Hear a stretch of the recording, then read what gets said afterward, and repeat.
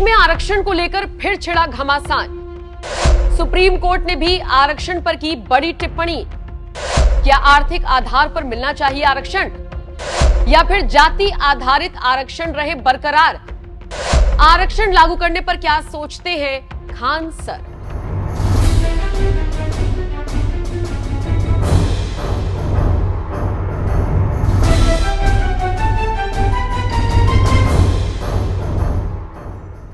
नमस्कार।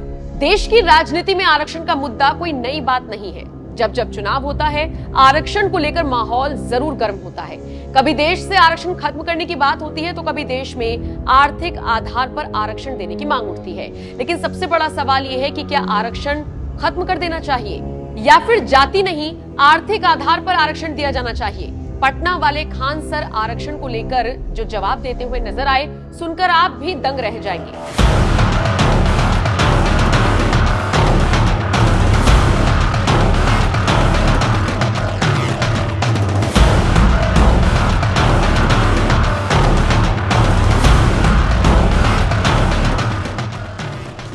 आरक्षण पर बात करने से पहले आपको बता दें, महात्मा गांधी ने हरिजन के 12 दिसंबर 1936 के संस्करण में लिखा था, धर्म के आधार पर दलित समाज को आरक्षण देना अनुचित होगा।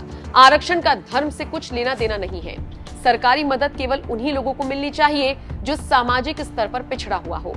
तो वहीं संविधान निर्माता भीमराव अंबेडकर ने खुद संविधान बनाते वक्त कहा था, 10 साल में ये समीक्षा हो कि जिन्हें आरक्षण दिया गया, क्या उनकी स्थिति में कोई सुधार हुआ या नहीं।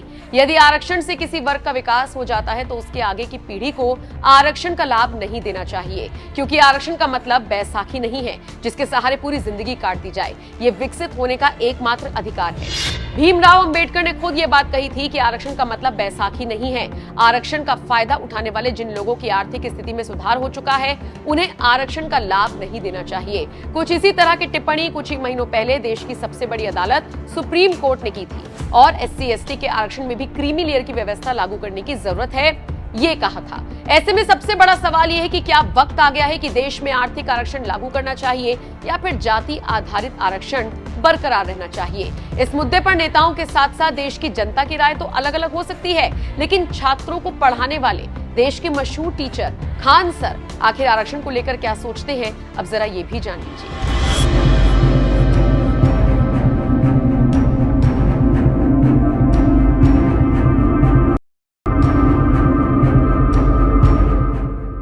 चार लोग जो है जातिगत आरक्षण का मार झेल रहे हैं, उनके लिए क्या कहिएगा? देखिए, ये सब चीज़ें ना पढ़ाई में बाधा नहीं आती है। ये सब चीज़ों पर अगर विद्यार्थी ज़्यादा ये सब चीज़ों में उलझेगा ना तो उसका पढ़ाई डिस्टर्ब हो जाएगा। तो ये सब चीज़ों के लिए सुप्रीम कोर्ट की चीज़ें है। तो मतलब आजकल का विद्यार्थी को कोशिश करना चाहिए पढ़ाई पे ज़्यादा ध्यान दे।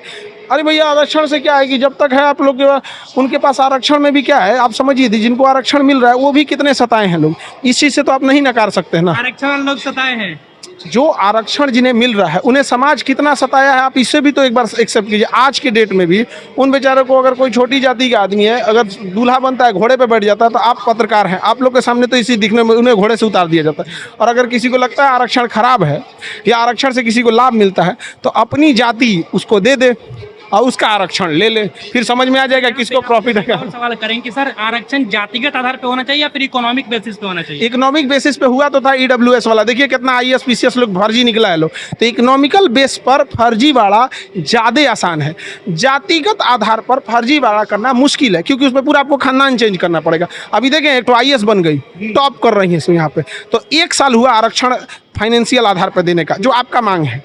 ठीक है, होना चाहिए फाइनेंशियल आधार पर, हम ये नहीं कह रहे हैं, लेकिन आप देखिए मिसयूज होने लगा कि नहीं। अभी एक तो कोई महाराष्ट्र की कहाँ की थी पूजा है, क्या नाम करके IAS थी, हेगड़े करके, पूजा खेम, इस टाइप का, एग्जैक्ट पूरा नाम नहीं ध्यान आ रहा है, तो वो सब भी तो होता है यहाँ पर। बात आर्थिक आधार पर आरक्षण देने की आई तो खान सर ने ऐसी मांग करने वालों से दो टूक कह दिया कि अगर किसी को लगता है कि आरक्षण खराब है या फिर आरक्षण से किसी को लाभ मिलता है, तो ऐसे लोग अपनी जाति उसको दे दे और उसका आरक्षण ले ले, तब समझ आएगा आरक्षण का लाभ क्या होता है। वैसे खान सर की बात से आप कितना सहमत हैं? क्या वाकई देश में जाति आधारित आरक्षण बरकरार रहना चाहिए या फिर आर्थिक आधार पर आरक्षण देना चाहिए? अपनी राय हमें कमेंट कर जरूर